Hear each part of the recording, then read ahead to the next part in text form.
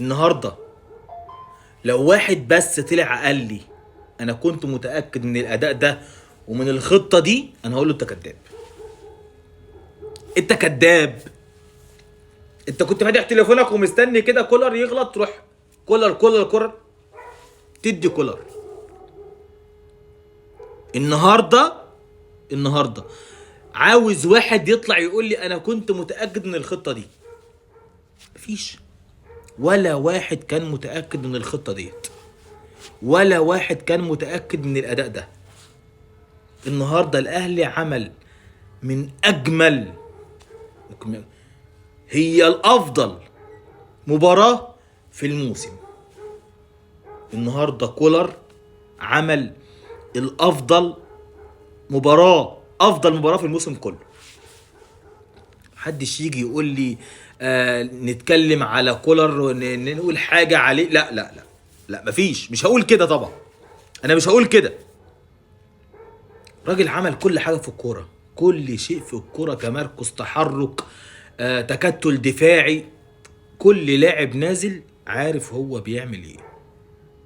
كل لاعب نازل كولر محفظه انت تعمل ايه. ما يجيش لاعب يقول لي بقى، ما يجيش واحد يقول لي حاجه تانية، ما يجيش واحد يفتكس لي افتكاسه جديده يقول لي حاجه تانية. لا لا،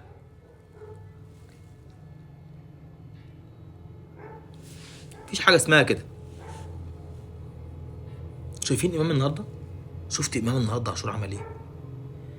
ايه ده؟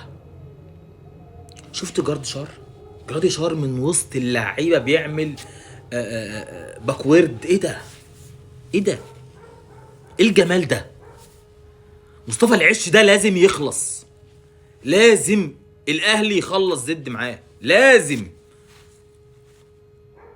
اشرف داري يا جماعه، يا جماعه النهارده كله مروان عطيه واحمد رضا واقفين متمركزين صح، بيقطعوا الكره مظبوط. لا، كله اللعيبه كلهم بلا استثناء عارفين بيعملوا ايه، كلهم بلا استثناء. ما يجيش واحد يقول النهارده على الاداء الاهلي في نقطه غلط. محدش يطلع النهارده يقول كولر، رغم ان انا عارف مين اللي هيطلع، رغم ان انا عارف يعني الكابتن رضا عبد العال يعني هو مش هيسكت. انا هروح له على هناك، يعني انا هروح له على هناك عنده هو. انا هروح عند الكابتن رضا عبد العال، هروح له. انا عارف هو هيقول ايه، انا عارف كويس. لا يا كابتن، لا يا كابتن، ما تتكلمش كلمه واحده على مارسيل كولر. مفيش. الراجل ما غلطش غلطه واحده. مثلا هو نزل تغييرات متاخره، لكن هو لها سبب. هو لها سبب يا كابتن.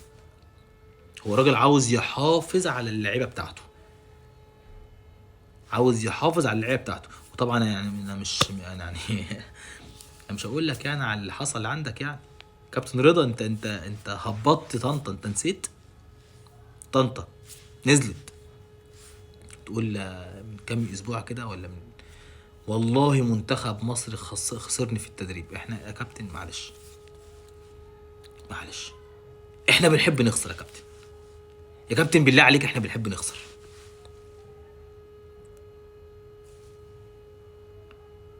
الف الف مليون مبروك للاهلي، الف الف الف مليون مبروك للاهلي وللاهلاويه.